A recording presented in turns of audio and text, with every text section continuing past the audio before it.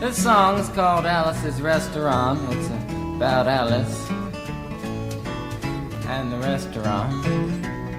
But Alice's Restaurant is not the name of the restaurant, that's just the name of the song. And that's why I call the song Alice's Restaurant.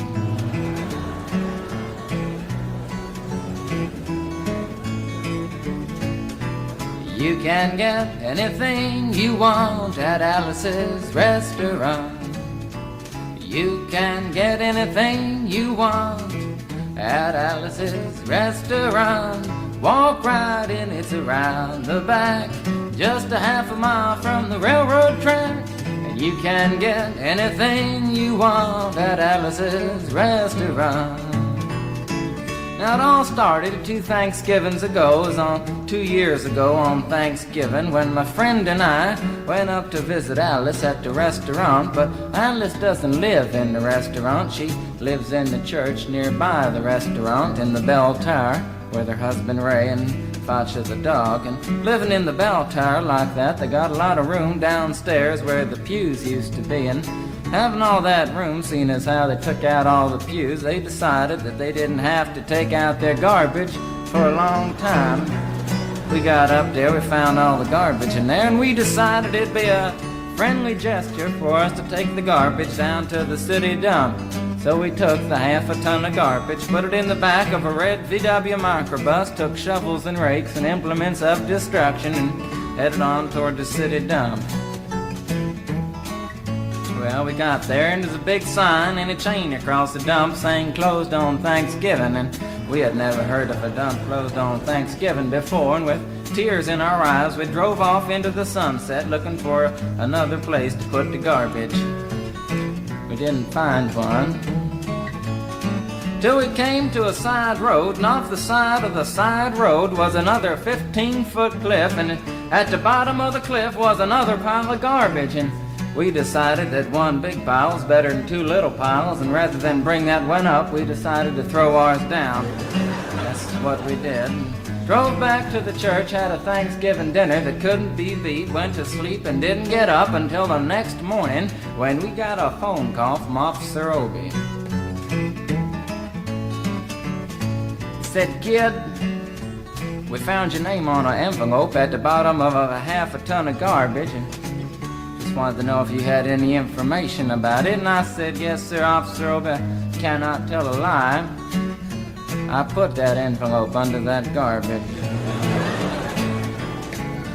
After speaking to Obie for about 45 minutes on the telephone, we finally arrived at the truth of the matter and said that we had to go down and pick up the garbage, and also had to go down and speak to him at the police officer station. So we got in the red VW microbus with the shovels and rakes and implements of destruction, headed on toward the police officer station. Now, friends, there was only 1 or 2 things that Obie could have done at the police station, and the first was that he could have given us a medal for being so brave and honest on the telephone, which wasn't very likely, and we didn't expect it. Another thing was that he could have bawled us out and told us never to be seen driving garbage around the vicinity again, which is what we expected. But when we got to the police officer station, there was a third possibility that we hadn't even counted upon, and we was both immediately arrested, handcuffed. And I said, "Obie, I don't think I can pick up the garbage with these handcuffs on." He said, "Shut up, kid. Get in the back of the patrol car," and that's what we did. Sat in the back of the patrol car and drove to the, quote, scene of the crime, unquote. I want to tell you about the town of Stockbridge, Massachusetts, where this happened. Here they got 3 stop signs, 2 police officers and 1 police car. But when we got to the scene of the crime, there was 5 police officers and 3 police cars, being the biggest crime of the last 50 years, and everybody wanted to get in a newspaper story about it.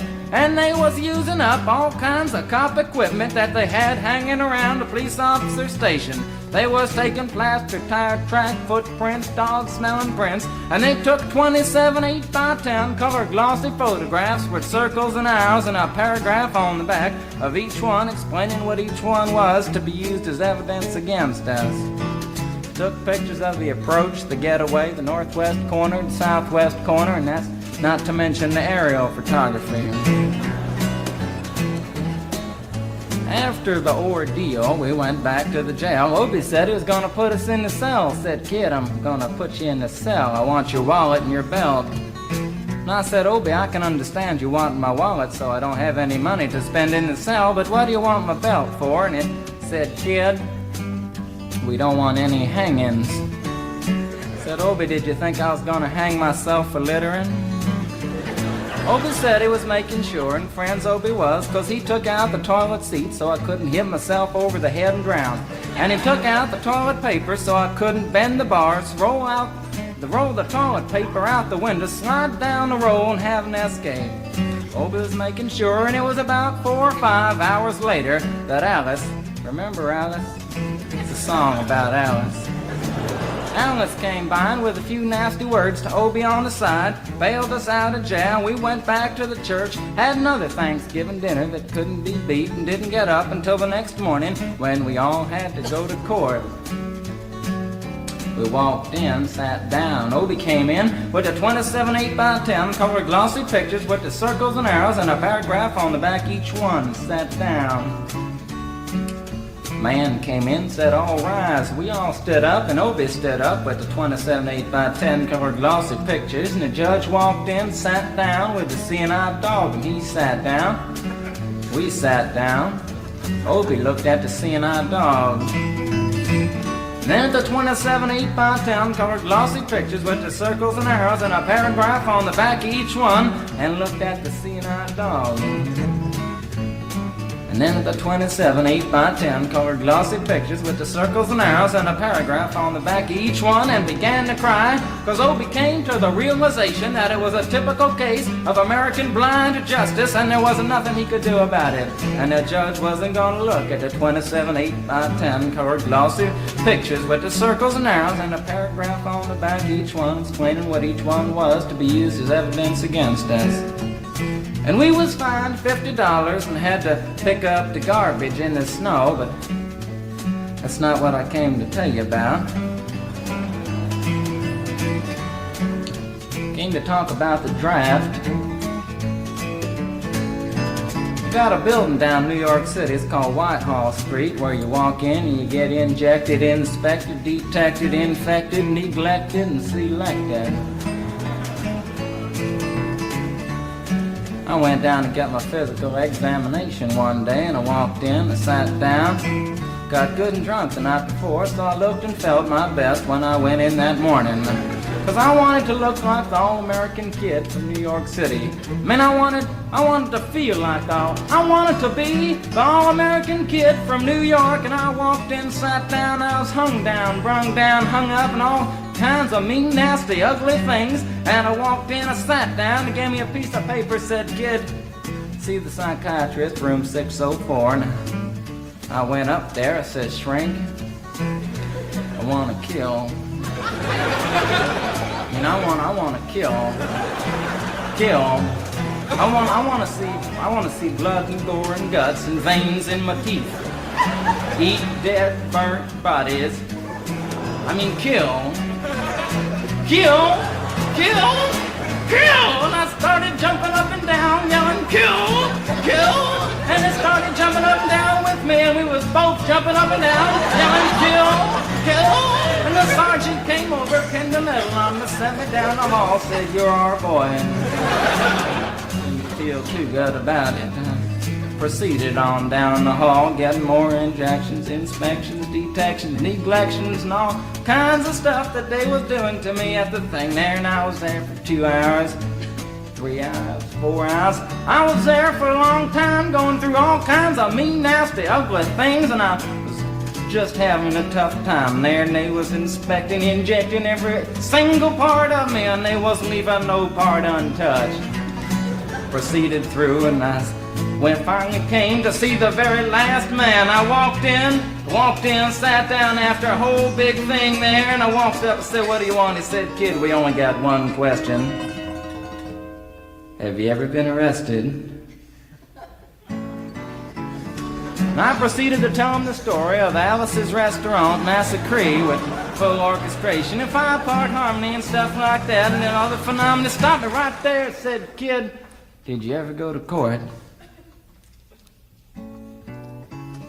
I proceeded to tell him the story of the 27 8x10 colored glossy pictures with the circles and arrows and a paragraph on the back of each one. He stopped me right there and said, "Kid, I want you to go over and sit down on that bench that says Group W. Now, kid."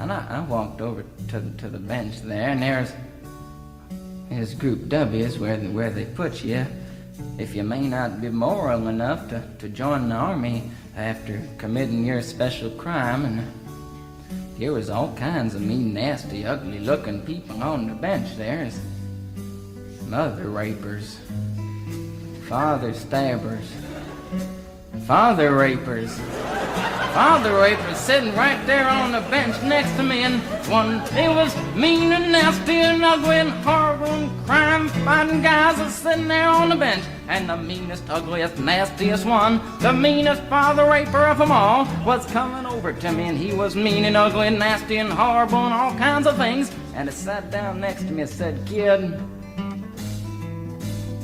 what'd you get?" I said, "I didn't get nothing. I had to pay $50 and pick up the garbage." He said, "What were you arrested for, kid?" And I said, "Littering." And they all moved away from me on the bench there to carry eyeball and all kinds of mean, nasty things, till I said, "And creating a nuisance." And they all came back, shook my hand, and we had a great time on the bench talking about crime, mother stabbing, father raping, all kinds of groovy things that we was talking about on the bench. And everything was fine. We were smoking cigarettes and all kinds of things until the sergeant came over, had some paper in his hand, held it up and said, "Kids, this piece of paper's got 47 words, 37 sentences, 58 words. We want to know details of the crime, time, the crime, and that kind of thing. Got to say pretend about the crime, want to know the rest of the officer's name, and that kind of thing. You got to say in the talk for 45 minutes, and nobody understood a word that he said, but we had fun filling out the forms and playing with the pencils on the bench there. And I filled out the massacre with the 4-part harmony and wrote it down there just like it was, and everything was fine. And I put down a pencil and I turned over the piece of paper, and there on the other side, in the middle of the other side,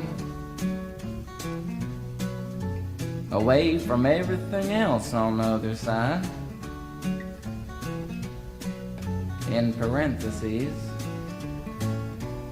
capital letters,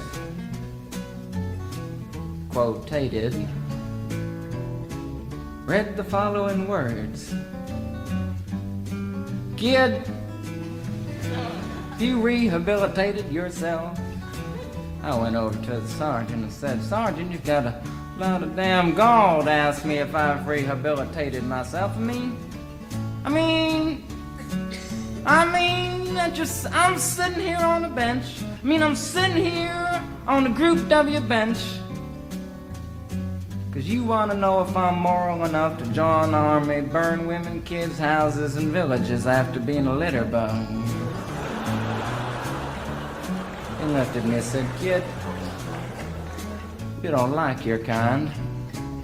And we're going to send your fingerprints off to Washington, and friends, somewhere in Washington, enshrined in some little folder, is a study in black and white of my fingerprints. And the only reason I'm singing you the song now is because you may know somebody in a similar situation. Or you may be in a similar situation, and if you're in a situation like that, there's only one thing you can do, is walk into the shrink wherever you are. Just walk in and say, 'Shrink, you can get anything you want at Alice's restaurant,' and walk out. You know, if just one person does it, they may think he's really sick and they won't take him. And if two people do it in harmony, they think they're both faggots and they won't take either of them. And if 3 people do it, 3, can you imagine 3 people walking in, singing a bar, Alice's restaurant, and walking out? They may think it's an organization. And can you imagine 50 people a day? I said 50 people a day walking in, singing a bar, Alice's restaurant, and walking out. And friends, they may think it's a movement. And that's what it is. The Alice's Restaurant Anti-Massacre Movement. And all you gotta do to join is to sing it the next time it comes around on the guitar with feeling. So we'll wait till it comes around on the guitar here. Sing it when it does.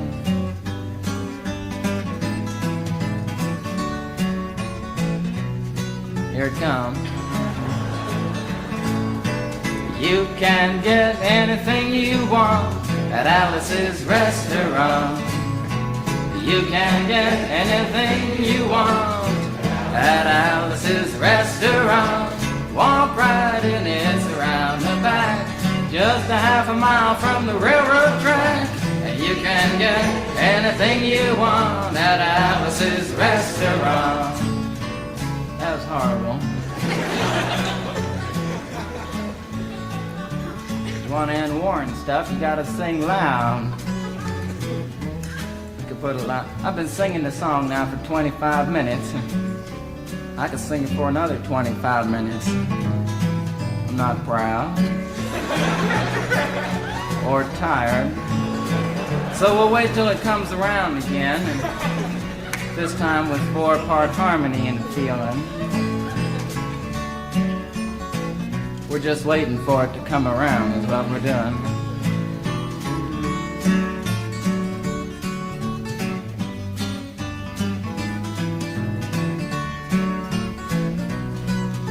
All right now.